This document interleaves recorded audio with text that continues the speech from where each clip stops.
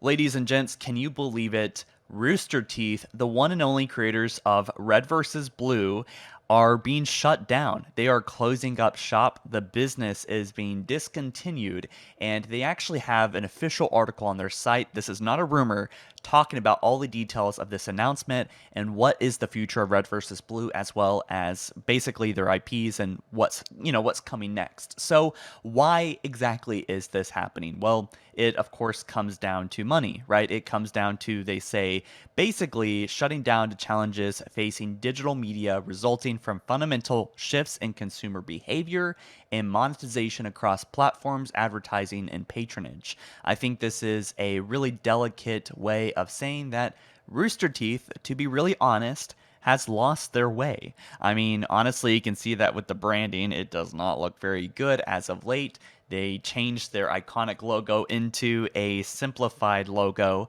They also announced a few months ago that they were basically making everything like exclusive to patrons and stuff, or like website users to watch Red versus Blue instead of it being available on YouTube. And so this isn't exactly surprising. It does kind of shock the system to see it, but it's not exactly coming out of nowhere. They've been kind of going on a downward slope for a very long time, but I gotta say, this is sad. I mean, it's a sad day. Some people are throwing parades, I guess. We do know that Rooster Teeth did have a bad work culture as they were outed a year or two ago.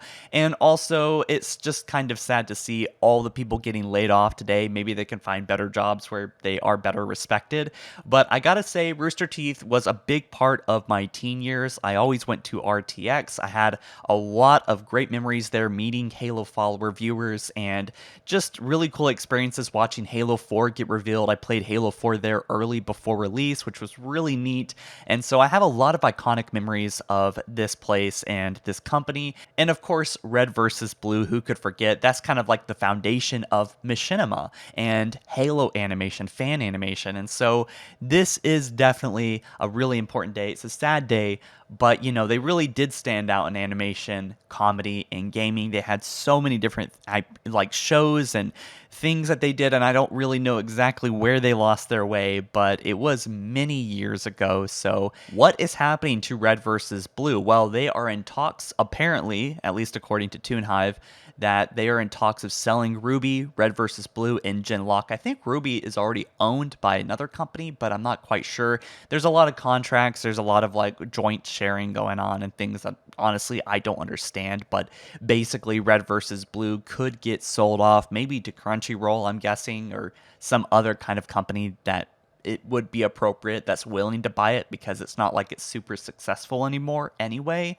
But anyways, it would be nice to see Red versus Blue continue, especially if it was rebooted. And this kind of comes as a personal hit to me too, because I actually got approached by Rooster Teeth a couple years ago, and at the time I was facing a pretty immense loss in my personal life, and so I could not take them up on an opportunity to do a death battle.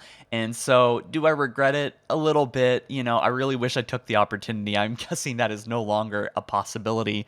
And also, the pay wasn't super great. I probably would have been ended up working under minimum wage, honestly, with how many hours they needed me to put into it. It would have been still a cool opportunity, but I don't want to work for exposure or whatever. So their financial issues years ago was pretty clear to me, at least on a personal level. And you could also see this, right?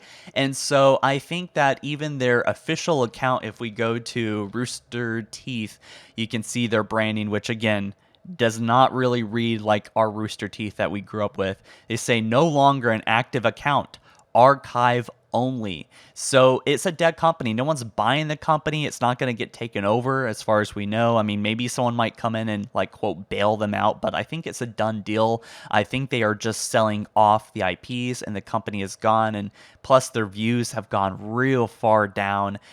I think the only real thing that was holding them together was a couple particular shows. They did say that their podcast is still going to be up, and that they also have like their Roost podcast, and also in the coming days and weeks, they are going to be answering more questions as this closing down thing rolls out. So And Godspeed to all of those people that are now out of a job and have to find something that will work for them. So, what do you guys think about this? Are you celebrating? Are you sad? Somewhere in between? Let me know down in the comment section below, and I'll see you soon. Peace.